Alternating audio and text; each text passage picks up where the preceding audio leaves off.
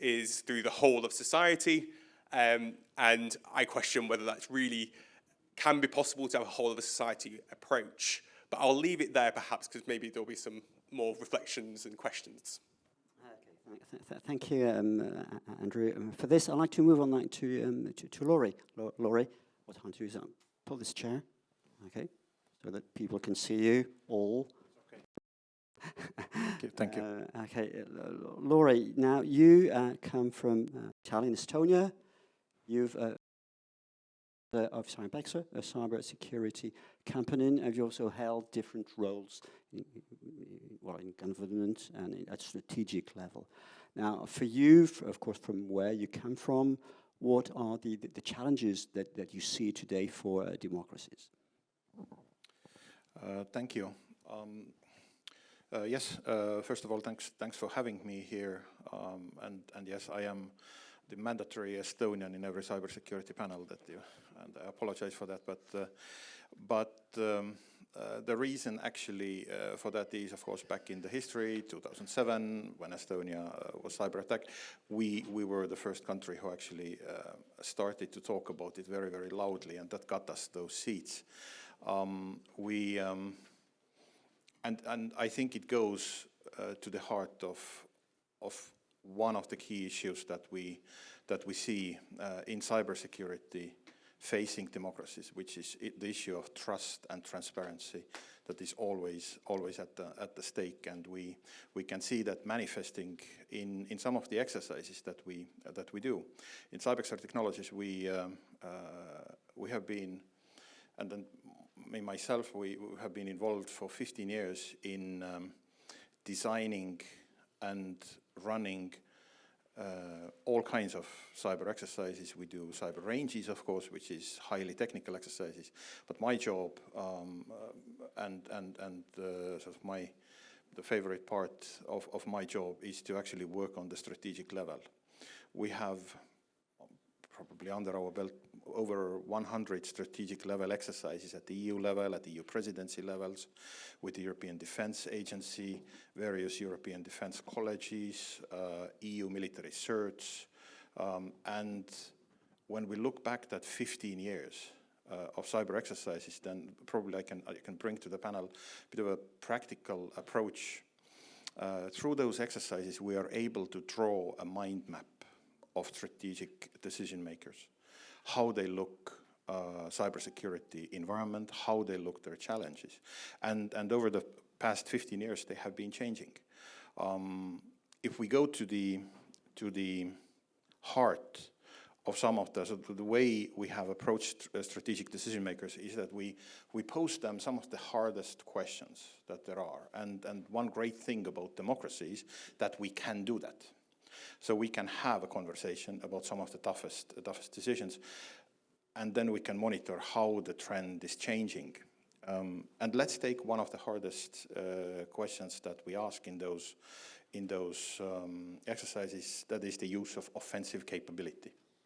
So back in 2009, back in 2010, about 15 years ago, when we started with exercises, even the idea of introducing the use of offensive capabilities to a government-run cybersecurity exercise was considered impolite, to put it mildly. But then what we have seen over the 15 years, it has been sort of taken self-granted. And I witnessed that change, and this is very interesting. So one of the challenges that we deal with now is actually dealing with our success. Over those years, when cyber first manifested it, and then when we got the wake-up calls, our governments, democratic governments, actually have become very good. We actually have very good capabilities. And now the ability to exercise those and to think about some of those scenarios, to me, I think is crucial. And the ability to have sort of adult conversations about some of our capabilities, how we use that, is also crucial from the democratic point of view. So we have seen over the last, I would say, 2 to 3 years in the exercises, and we measure the mind maps of those decision makers, we have seen a considerable, across Europe, considerable relaxation when it comes to the offensive capability and the use of it, and I'm just talking about the statistics. The other side of the coin is that we have grown more numb to the attacks that we face. So for instance, when I was writing one of my jobs, and this is getting harder and harder by the day, is to actually come up with a scenario. Back in 15 years ago, our fight was to get certain things in the scenario. So for example, I actually had a fight in 2015 in April. I think it was NHS UK ransomware attack was May 2015, I think.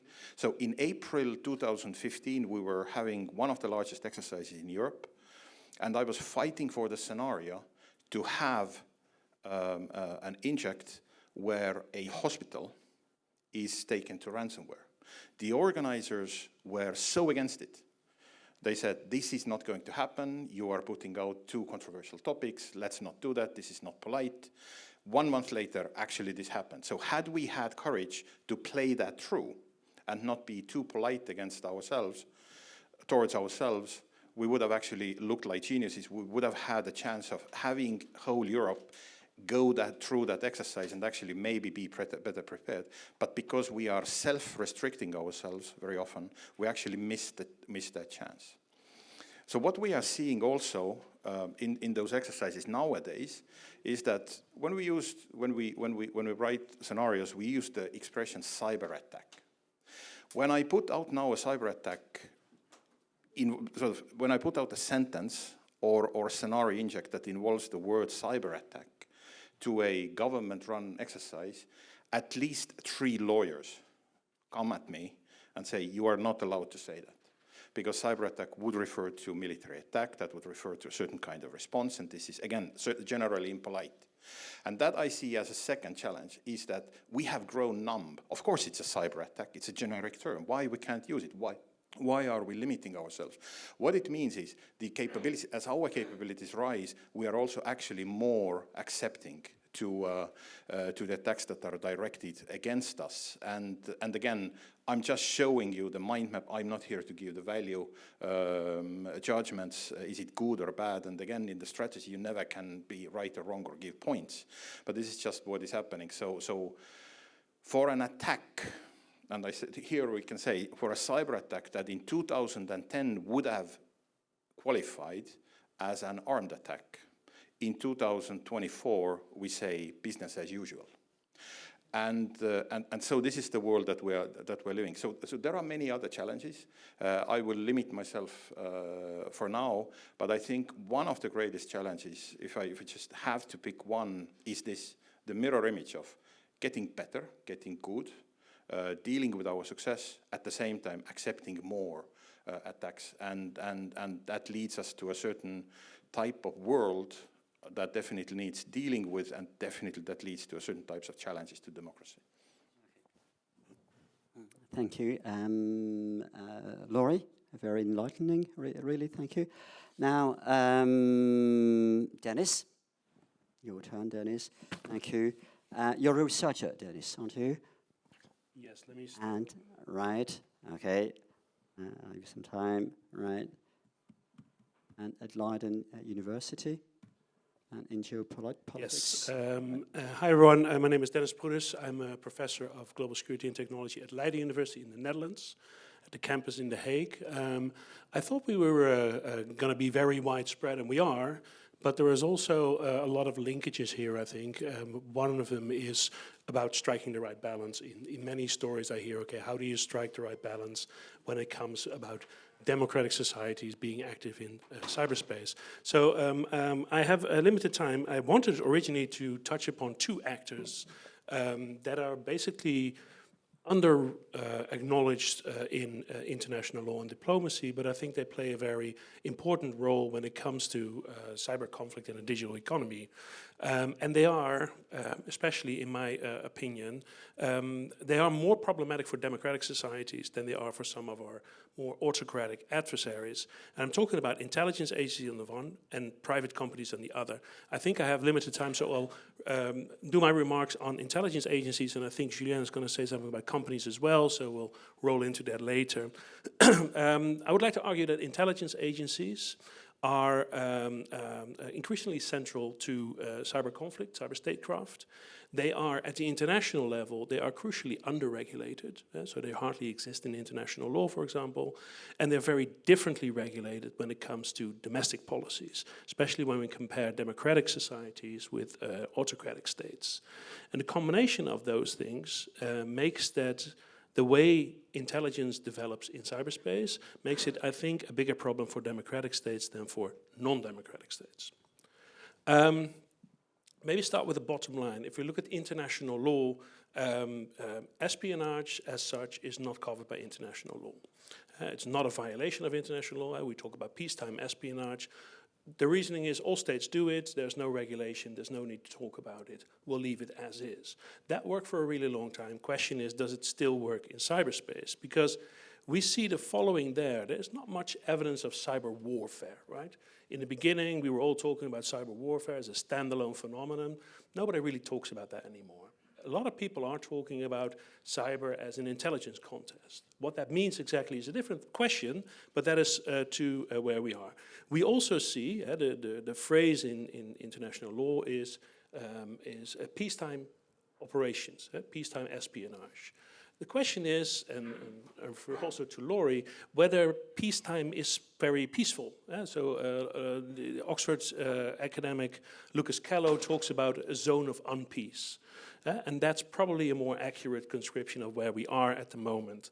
And we see that in that gray zone of cyber conflict, because it happens every day, we see that intelligence agencies, rather than militaries, are responsible for most cyber operations, and are also responsible for most of the damage that's connected to it. Moreover, we see intelligence or espionage bleeding over into all forms of what we might call digital covert action, right? Executed by intelligence agencies, but not espionage in a traditional sense. And we see intelligence agencies gathering information at an industrial scale. Look at what the Americans did, look at what the Chinese did when they hacked the Office of Personnel Management. That's classic, I would say. But we also see sabotage. Think about Stuxnet, think about NotPetya. We see blackmail, we see WannaCry, Russian use of private ransomware crews. We see influence and information operations, US elections, here France, Brexit, COVID-19 disinformation, and we see supply chain attacks. For example, when you look at the SolarWinds attack. Now, all of these, again, I'm pointing to Laurie, all of these are considered peacetime cyber operations, right? They're all executed by intelligence agencies, but they're not espionage in a narrow sense of gathering strategic information about your adversaries, what we normally consider to be. And academia, as well as policy, are to blame for this to a certain extent. Both are extremely vague about what is exactly covered under the label of intelligence. Some say it's narrow, focus on espionage. Some see it very broad and basically include all forms of covert action, whether it's digital or classical. Some even say, and these are people who usually have tracks in intelligence, say, well, you know, intelligence is as intelligence does. In other words, anything that intelligence agencies do over time will become what intelligence agencies are. Simple, right? But that also means there's no real boundary on what intelligence is, especially at the international level. And given the fact that intelligence is not addressed in international law, it's not addressed by political norms, it's hardly addressed by diplomacy, intelligence will be just what states make of it, right? And that means that if other states do not contest this or constrain this in any way through diplomatic means or different means, they will, in the end, they will just codify the behavior that's out there. And that will become the norm. The greatest norm shaping we have in international relations is still state practice. And then cyber intelligence will indeed simply be what cyber intelligence agencies do. But that also means that the most brazen actors, the United States, Israel, North Korea, Russia, China, they will determine what the nature of cyber intelligence is. because if we're not pushing back against it, then that is what's going to settle down as the norm. Now I'll turn back to democracy, right? That means something for democracies, because democracies are subjected to the rule of law. And that means they will be at a disadvantage, right? And there is democratic societies that have been operating at the cutting edge of cyber operations, like we've said, the capacity has grown enormously, the capacity and the knowledge has grown enormously, but they are constrained by legal requirements, they are constrained by democratic oversight, they are constrained by legal oversight. They have room to maneuver by law, but they're also constrained and they can be reined in.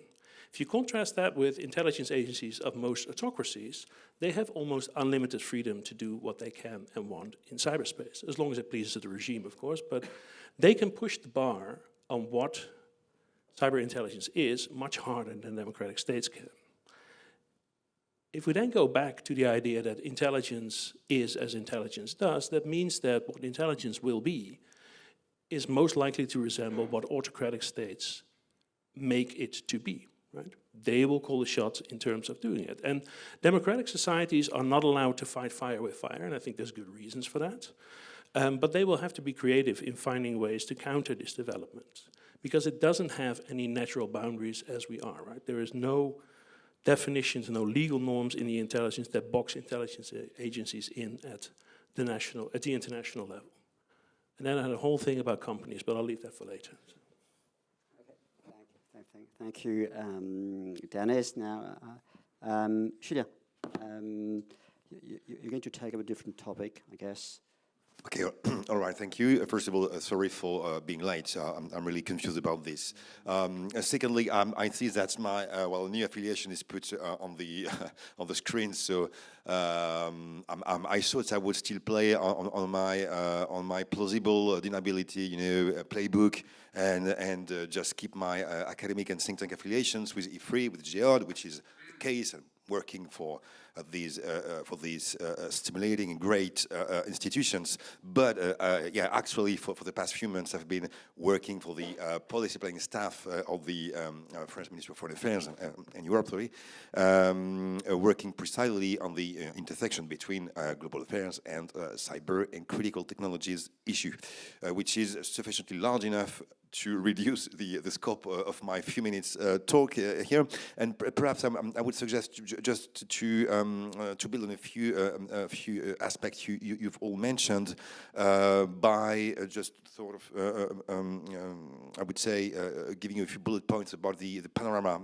of the threats and the trends ahead of us in a year 2024 in which we all expect some disruptions in both the cyber-related and information-related domains. So here, needless to say that this event happens in a context in which a few days ago there were some cyber attacks happening around state institutions. They were commented in the media, so I won't give him anything else here. It's not the purpose, but what's interesting here in this context is that never have the geopolitical context weighed, I think, so heavily on for this global cyber, but especially information landscape. Hence the intertwining between some domestic context, especially in some European countries, including France, and the perceived international threats here. And we all look eastwards, of course, in this regard, and that does not come as a surprise. So, how long with this perceived threat and the responses made by our democratic states will last, meaning also that we are entering in a context of attrition war, which is something very specific, which raises many questions in many regards, be it social, economic, military terms. And here in this attrition war context, how do you manage cyber operations? To which effects do you sorry, do you account for this kind of operations? With which dividends? So this is extremely important to reflect, I think, on this, because just moving after a context of a high-intensity war in Ukraine, in which cyber operations have apparently not given all the dividends we would all have expected about. This is a question mark still written on the paper sheet. What we could expect in this field as well. Well, first of all, of course, it's not a surprise if we expect a combination of traditional hack and leaks operations and information coercion campaign led by our typical adversaries. I've mentioned them, and or by a series of actors who have an interest in sowing consistent doubt. Meaning by diluting what is authentic into something very confusing, of course. So, and here I would really incite in this threat landscape not to underestimate other kind of actors like what the so-called alt-right movement in the U.S. or from the U.S. Which are very difficult to comprehend and to materialize in analytical terms, but by using multiple channels and platforms, and by being very agile, so to speak, as a business industry, they are pretty hard to counter a policy response by our democratic countries. So this is here once again a sort of question mark. Sorry, still written on the paper.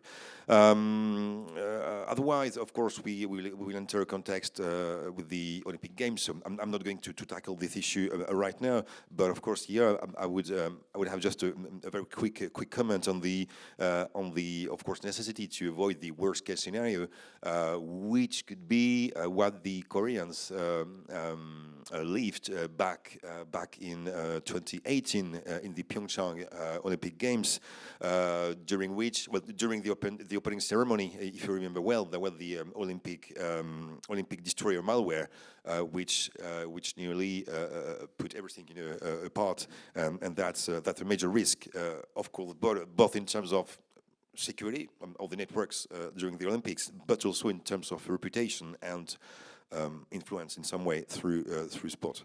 Well, anyway, also perhaps a last kind of comment. There is also a kind of opening debates on the expected artificial intelligence uses in and through cyber ops and through information-related campaigns. And here there is a difficult assessment to make and to work on when it comes to perhaps nuancing the short-term impact of malicious AI uses in such kind of campaigns, be they through technical or cognitive-related effects, while we should perhaps not underestimate the longer-term effect for the malicious actors in some way to appropriate themselves these kind of techniques and tools.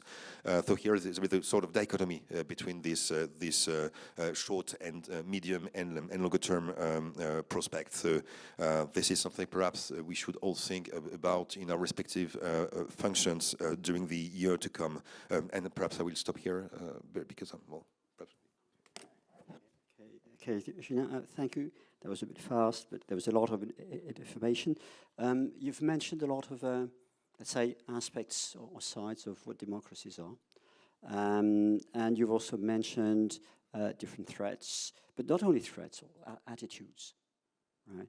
And Laurie, I'd like to come back to you because you've been working on strategic, you said decision-making, okay?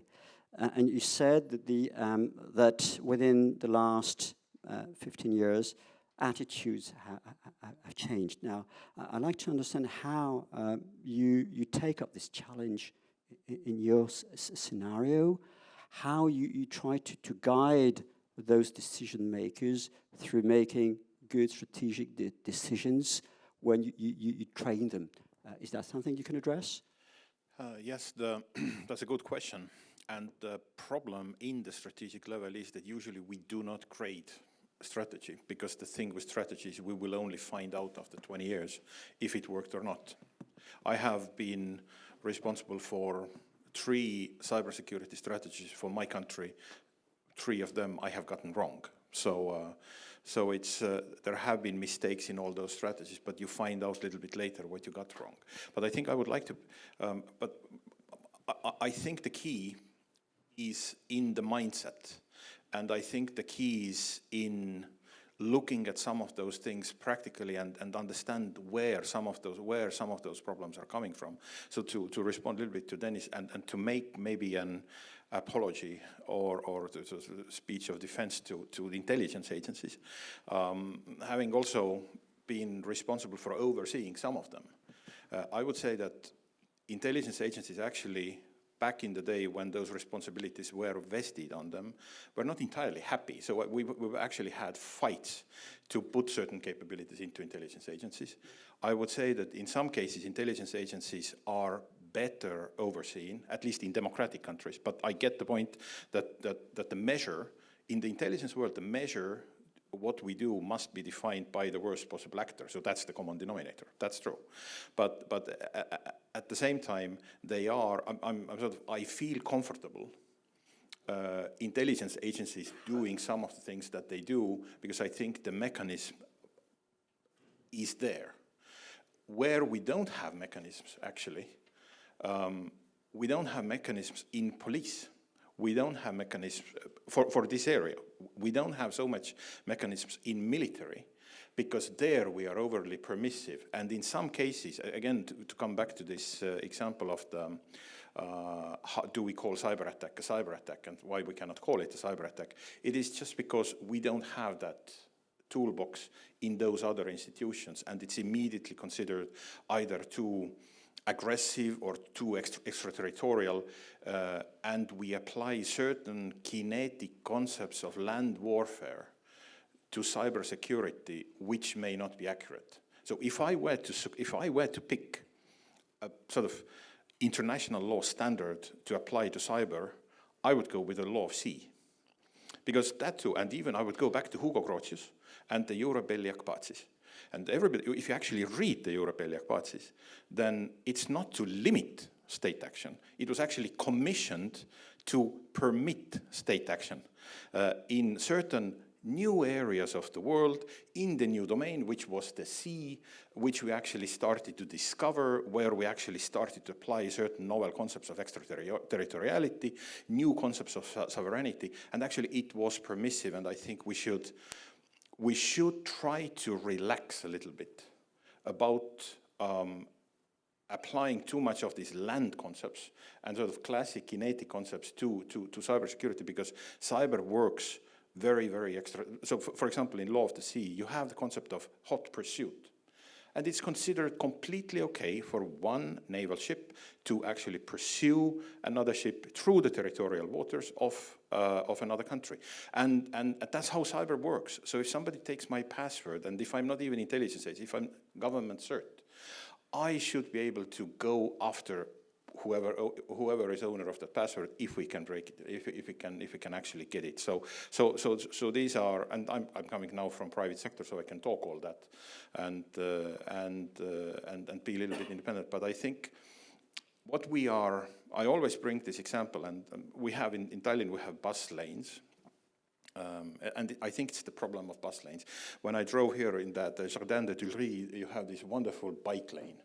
And everybody respects this. Although we were in the traffic jam, the bike lane was open, and I think it goes all the way up to Bastille, and everybody can use it. Now, I've been in countries when, in case of traffic jam, when you would have that kind of bike lane, all the cars would be there. But you just mark it by lines, maybe some little stones. I've been in countries where you separate bus lanes with actual walls. But we do that because we respect the law. Because this is how we do it, and there is this cultural implication. But if we start limiting too much of our activities, we are actually going to create those bus lanes and bike lanes to those bad countries that actually do not respect the law. And we are stuck in the traffic jam while China and Russia and North Korea are taking the bus lane and going all free. So we need to be mindful of that. I'm a big fan of democratic control, and I think it should be there, but also I think we should be mindful a little bit to have a more relaxed view. I think we're in desperate need of having a little bit more relaxed view on how we respond to some of the threats, because threats are huge. The threats are huge. The threats are not compared to 15 years ago. Now the threats are not compared even to 2 years ago. We have enormous challenges in terms of data and how data is manipulated. And this is something that we need to face, and that's a huge, enormous challenge also to democracy and generative AI. I go constantly to panels and also to conferences where people say, we need to find ways to use generative AI in ethical ways and make sure that it is applied in ethical ways. We should wake up, it is already used in unethical ways. It's already happening. So the bad things is already happening. So we need to address that and actually step up to the level of technology that we see out there. So that's, I hope that answers the question, but again, the short answer is I don't know. No, that's good. The speakers can feel free to talk if they like, but I saw you, Andrew, nodding all the time. So, so you probably have something to say on this, because you addressed the questions of democratic processes and the limits. Yeah, I think you're absolutely right, Laurie. Like, I was speaking with the UK's new AI Safety Institute around offensive cyber and capabilities with AI relatively recently, and also with our Turing Institute, and it's happening, and so we have to respond to that. And so when I was talking about democratic norm change, it's going to happen to us. It's not necessarily whether we can preserve, it's about where do we want to move to. And so for me, it's about a process which we should have that conversation now. I'm very skeptical of some of the ethical debates precisely because of this, because they're very constraining, very much, I think, in the vein of what Dennis was saying, which is more of a critique that has emerged from academia around cyber legalism, which was by the author Lucas Keller, which was also referenced there. And I think what's interesting is that the UK has taken quite a pragmatic approach to how to deal with cyber operations, which has taken a bit from intelligence agencies, a bit from our Ministry of Defense, and said, how can you work together and draw on the intelligence capabilities which have the expertise in cyber operations, and be able to apply that when you need it in military contexts, in cases of war. And so we have a very, I wouldn't say it's not unique, but it's got a very balanced, pragmatic approach around how to do cyber operations in a democratic and a way that's more public than pretty much any other state in terms of its cyber operations. Okay. All right. Dennis, yeah? Yeah, I would like to respond to a few things. So the law of the sea, I think, is interesting, but it's a really difficult analogy, and I don't think we're going to do this now, because this will take us well into the next hour and I have to catch a train, so that's not a good idea. But the other thing is, I agree that we need to take a step forward, but we don't only need to take a step forward when it comes to developing capacity and doing the operations the way we want to do it. We also need to take a step forward in figuring out what we as democratic states think the norms are. And we're not, we're slacking, right? We are sitting in offices in the UN, and I've been in the offices in the UN, and we're talking around in circles and saying, yes, international law applies, blah, blah, blah, etc. And we fail to take a step forward, right? It's now the last round of the open-ended working group, which is where in the UN, where the cyber negotiations are now taking place. It was the ICRC, actually, who took a step forward and said, hang on, when we talk about the use of force, do we not need to think about different ways and stop with the analogy to land warfare in what you referenced, and say, maybe this is a different domain, and there's things happening in this domain that we do not like, that we do not wish to abide by. The only way to take a step forward and to cement that in your democratic state to cement it in a legal fashion as well, is then to have a discussion about, okay, what do we consider to be the use of force? Then you can act on it, right? You need both. Otherwise, we are just drifting off into the sunset, and we are starting to fight fire with fire, and I don't think that's a good idea. Well, we had it this morning when the Lithuanian president had his speech, right? It was a good speech. I liked it. But he referenced President Macron. Macron said, okay, we can't afford to leave any cards on the table, out of our hands, basically. Right. He also said, the Ukrainian conflict is not just about Ukraine, it's about us. It's about preserving freedom, democracy, and the rule of law. And that is the age-old conundrum of any society that wishes to live by a rule book, right? That means you will always have one hand on your back. But that's the point. And you need to think really hard about, okay, what does that mean? Where do I need to shift my thinking about the rules? Where do I need to shift my thinking about how I operate, for example? But that is always the dilemma. If you do not have that dilemma, you are in risk of losing the epitaph of being a rule of law, of being a democratic society. And that's hugely frustrating, especially in this world where in cyberspace things are going fast, they're going lawless, but we also are letting it be a little bit lawless because we are not taking a step forward where we can. Thank you, Dennis. Hervé, you work for Vigilum. Now, how does this, what does it mean to you? Because we have different viewpoints on action, in fact. Action.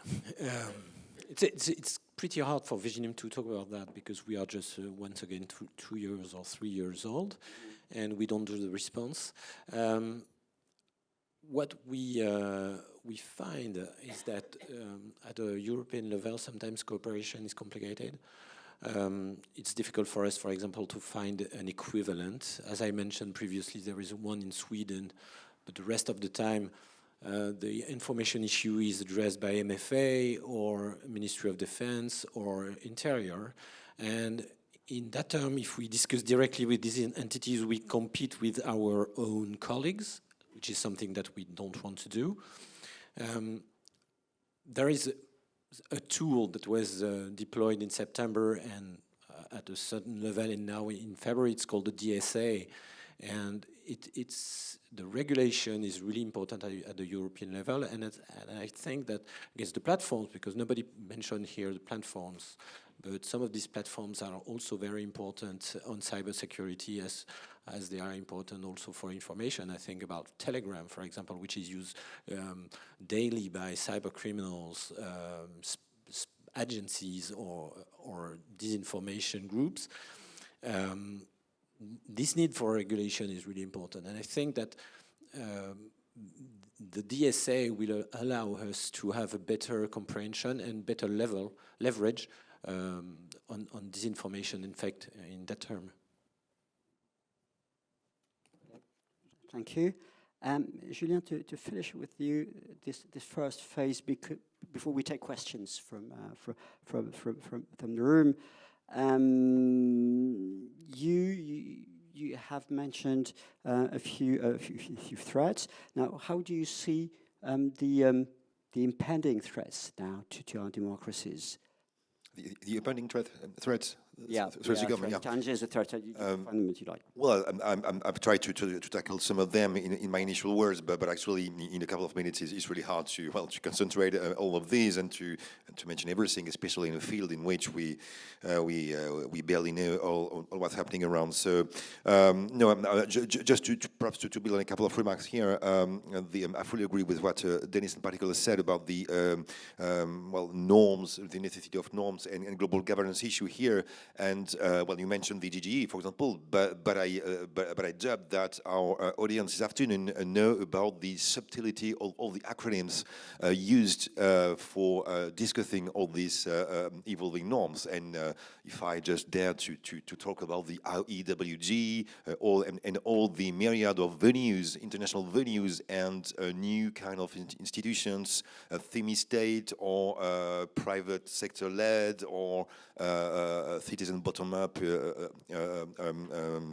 forums and so on, that's extremely complex to actually understand and to navigate around all these initiatives. We were talking about cybersecurity and information-related threats, but when it comes to AI, for example, today you have. I was trying to map some of the global governance initiatives, and you have more than 300 global initiatives, which is absolutely huge and not ideal when you are a decision maker and when you try to understand and to have a say, actually, especially when you're a democratic state in a field in which, unlike the internet, AI is also evolving and being shaped by just to quickly say, non-democratic states, be it in the Gulf or in China or in many other countries. So this is key as well to think also about this shifting center of gravity in this regard, beyond the purely cyber-related domain, just to think in terms of how our democratic states could better fill this vacuum of power in which they have been living in a quite comfortable way, perhaps to avoid thinking too much. I don't know, I'm a bit provocative right now, but that's I think one of the reasons. Another reason also, by the way, is that some of our democratic countries perhaps expected too much about the US stance itself, and we have to think about it, especially at the moment in which we are being adopted about the result of the election in November. So, well, this raises many questions here. It's a bit elliptic, I'm sorry, but in the tech, cyber, and information-related domains, the issues are multifaceted in this regard, and this led us to talk once again about values. How we will do when a Trump 2 administration will be sitting at the White House here. What would be our room for maneuver in this space? So that's it. Thank you, Julien.